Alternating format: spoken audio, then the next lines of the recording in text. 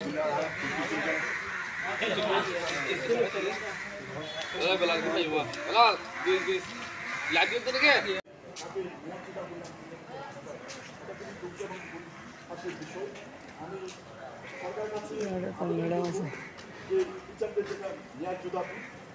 যেটা অধিকার এটা যেন দ্রুত সময়ের মধ্যে বাস্তবায়ন করে। আমরা এর মধ্যে আরেকটু কথা শুনবো একজন শিক্ষক প্রতিনিধি। আপনি দীর্ঘদিন ধরে আমাদের কিছু ন্যায্য দাবির জন্য আমরা আন্দোলন করে এসেছি। বহুবার ডাকে আমরা সমাবেশে যোগ দিয়েছি। সরকারের পক্ষ থেকে আমাদেরকে বারবার আশ্বাস দেওয়া হয়েছে আপনাদের দাবিগুলো পূরণ করা হবে, কিন্তু আদৌ কোনো ধরনের দাবি পূরণ করা হয় নাই। আমরা আশ্বাসে পেয়েছি। এবার আমাদের দাবি ছিল আশ্বাস নয়, আমরা প্রজ্ঞাপন চাই। গতকালকে আপনারা জানেন ঢাকাতে আমাদের শিক্ষক সমাজের উপর পুলিশের যে বর্বর উচিত হামলা হয়েছে, আমাদের শতাধিক শিক্ষক খুব মারাত্মকভাবে আহত হয়েছে। আমাদের দাবি কী ছিল? আমরা 10ম গ্রেড চেয়েছি। আমরা চেয়েছি শতভাগ পদোন্নতি, যাতে সহকারী শিক্ষকদের মধ্য থেকে শতভাগ পদোন্নতি দিয়ে প্রধান শিক্ষক সহ উপরোক্ত পদগুলো পূরণ করা হয়। আমরা বলেছি 10 বছর এবং 16 বছর পূর্তিতে আমরা একটি উচ্চতর গ্রেড পাই। সবচেয়ে দুঃখজনক বিষয়, আমরা দৈনিক 6 টাকা নাস্তার ভাতা আমাদেরকে সরকার দেওয়া হয়। আমি জানি না বিশ্বে কোথাও এমন কোনো নজির আছে কিনা, যেখানে ব্যাংকে 300 টাকা লাঞ্চের ভাতা দেওয়া হয়, সেখানে আমরা স্নাতকোত্তর পাশ করে 6 টাকা আমরা পাই দুপুরে নাস্তার খরচ। এছাড়াও যে স্কেল আমাদেরকে বেতন দেওয়া হয়, সে স্কেল দিয়ে কোনো প্রাথমিক শিক্ষক পুরো মাস চালাতে পারে না। পেটে যদি ঠিকমতো ভাত না থাকে তাহলে পাঠদান তো যথাযথভাবে হয় না। তাই আমরা সরকারের কাছে সে দাবি করেছিলাম, কিন্তু সেটা না করে আমাদের উপর হামলা চালানো হয়েছে। সে হামলার প্রতিবাদে আজকে আমরা উকিয়া উপজেলা সহকারী শিক্ষক পরিবার মানববন্ধন সহ এখানে জড়ো হয়েছি। আমরা সরকারের কাছে দাবি জানাতে চাই, আমরা কোনো ধরনের আপনাদের কাছ থেকে আর কোনো আশ্বাস চাই না। আপনারা প্রজ্ঞাপন দেবেন। শিক্ষক জাতির বিবেক, শিক্ষককে কেন ঋণ নিয়ে চলতে হবে? শিক্ষককে কোনো মানুষের ধারস্থ হতে হবে? 10ম গ্রেড সহ আমাদের যে 3 দফা দাবি রয়েছে, অচিরে সে দাবি প্রজ্ঞাপন আকারে না আসা পর্যন্ত কেন্দ্রীয় কর্মসূচির সাথে আমরা তাল মিলিয়ে আমাদের ক্লাসের কর্মবিরতি সহ যে সকল কর্মসূচি থাকবে তা আমরা পালন করে যাব। ধন্যবাদ সবাইকে। যেটা ইতিপূর্বে আমাদের অনেক শিক্ষক বলেছেন, আমরা নির্যাতিত হতে হতে আমাদের ফিট দেওয়ালে টেকে গেছে। এটা আমাদের প্রথম আন্দোলন নয়, এটা আমাদের 3য় 4র্থ আন্দোলন। আমরা যখন আন্দোলন করার জন্য ঢাকা কেন্দ্রীয় শহীদ মিনার কিংবা ঢাকার বিভিন্ন স্থান আমরা জড়ো হই, তখন আমাদেরকে একটা আশ্বাস দেওয়া হয় যে আপনাদের দাবি মেনে নেওয়া হবে, আপনাদের কিছু লোক এসে আমাদের সাথে আলোচনা করেন। আমরা আমাদের প্রতিনিধিদের কাছে আবেদন করছি, তারা গিয়ে সেখানে তাদের সাথে আলোচনা করছে। এরা শুধু আশ্বাসই দেয়, তাদের আশ্বাসটা বাস্তবায়ন কখনোই হয় না এবং ইতিহাস নাই বাস্তবায়ন হয়েছে এরকম। আশ্বাস নিয়ে আমাদের কর্মীরা চলে আসে, বছরের পর বছর চলে যায়। কিন্তু আমরা এবার একেবারে দাবি দেওয়া, কিন্তু এই দাবি দেওয়া বাস্তবায়নের জন্য আমরা ফেসবুকে অনেক আগে থেকেই দেখেছি।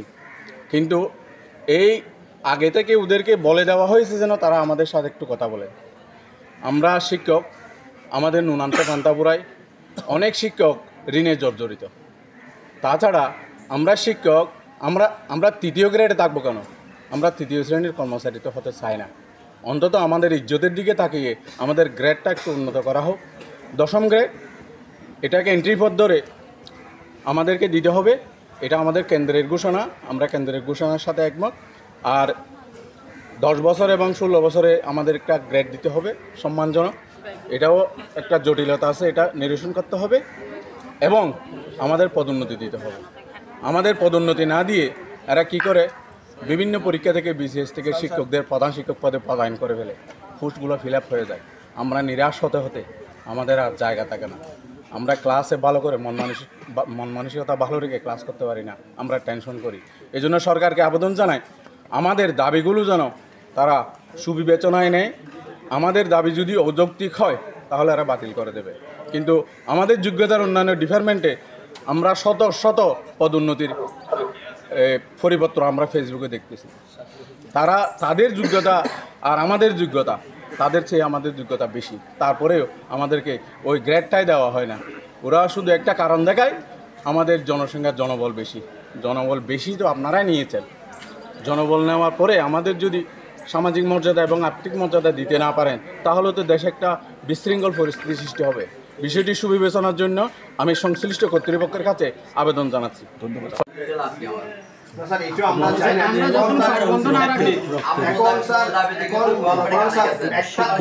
একটা দাবি যখন আদায় করতে যায় নির্দিষ্ট কিছু জিনিস ফলো করতে হবে। এখন মনে করেন কেন্দ্র ঘোষণা করলো যে আপনারা কর্মবিরতি যাবেন, আমরা যদি আবার ক্লাসে যাই তাহলে সারা বাংলাদেশ ডিভাইডেড। গভর্নমেন্ট মনে করবে যে কেউ তো ক্লাস করছে, কেউ দাবির পক্ষে জুড়ে, তাহলে সবাই যদি একাত্মতা ঘোষণা না থাকে দাবিটা আমরা আদায় করতে পারবো না।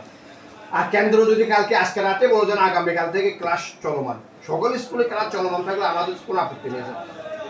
এছাড়াও স্যার আমাদের সহকর্মীদেরকে অন্যায়ভাবে হস্তক্ষেপ করা হয়েছে। 3-4 জন সহকর্মী বন্দী অবস্থায় আছে, অনেকে মৃত্যুর সাথে পাঞ্জা লাগছে।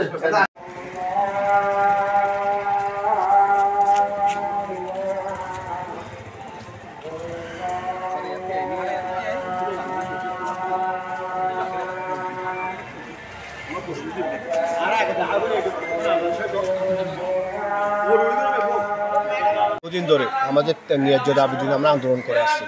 বিশেষ করে আমরা 10 নম্বরের দাবি করছি। আপনারা জানেন আমাদের প্রাথমিক বিদ্যালয়ের বর্তমান যে সকল সহকারী শিক্ষক রয়েছে সবাই স্নাতক এবং স্নাতকোত্তর। এছাড়া অন্যান্য ডিপার্টমেন্টে আপনার 13 গ্রেড 15 গ্রেডের 16 গ্রেডের কর্মচারীদেরকে 10 গ্রেডের 9 গ্রেডে প্রমোশন দিয়ে তাদেরকে বিভিন্নভাবে পদায়ন করা হয়েছে, কিন্তু আমাদের ক্ষেত্রে সেক্ষেত্রে বারবার বঞ্চিত করা হচ্ছে।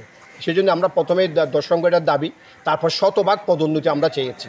প্রাথমিক সহকারী শিক্ষক থেকে পদোন্নতিটা দীর্ঘদিন ধরে আমরা একটা পদোন্নতি বঞ্চিত। যেমন আমি চাকরি 23 বছর, এখন আমি আর পদোন্নতি পাই নাই। এখানে অনেকে আছে 25 বছর ধরে চাকরি করতেছে, পদোন্নতি পাইনি। এছাড়া 10 বছর এবং 16 বছর পূর্তিতেই আমরা একটা উচ্চতর স্কেল চেয়েছি।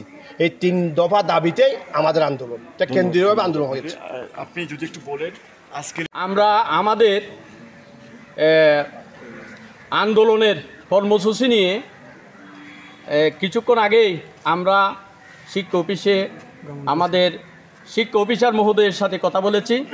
তিনি আমাদের আন্দোলনে তিনি সহানুভূতিশীল আমাদেরকে নিয়ে। তো আমরা 3টি দাবি নিয়ে আমরা আন্দোলনে করতেছি। এই আন্দোলনে ন্যাক্কারজনকভাবে পুলিশি হামলায় আমাদের অনেক সহকর্মী মৃত্যুর সাথে পাঞ্জা লড়ছে। সেই জন্য আমরা সারা বাংলাদেশে একযুগে 65,000 স্কুলে কর্মবিরতি পালন করতেছি। তো তিনি আমাদের আন্দোলন নিয়ে সহমর্মী, তিনি সহানুভূতি দেখিয়েছেন এবং পাশাপাশি আমাদের দাবি দেওয়ার প্রতি তিনি সমর্থন জানিয়েছেন। আমরা আজকের আন্দোলনটা হচ্ছে যে আমাদের প্রাইমারি সহকারী শিক্ষকদের 10ম গ্রেডের আন্দোলন। দীর্ঘদিন পর্যন্ত আমরা এই 10ম গ্রেড থেকে বঞ্চিত হয়ে আছি। আমাদের এটা আমাদের যৌক্তিক দাবি এবং আমাদের শতভাগ পদোন্নতি দিতে হবে। বাইরে থেকে পরীক্ষা নিয়ে কোনো আমাদের এখানে টিচার আসতে পারবে না আমাদের থেকে, কারণ আমাদের এখানে যোগ্যতা সম্পন্ন সবাই টিচার আছে। এই জন্য আমাদেরকে শতভাগ পদোন্নতি দিয়ে আমাদেরকে উচ্চতর গ্রেড দিয়ে দিতে হবে আমাদের, এটা আমাদের যৌক্তিক দাবি।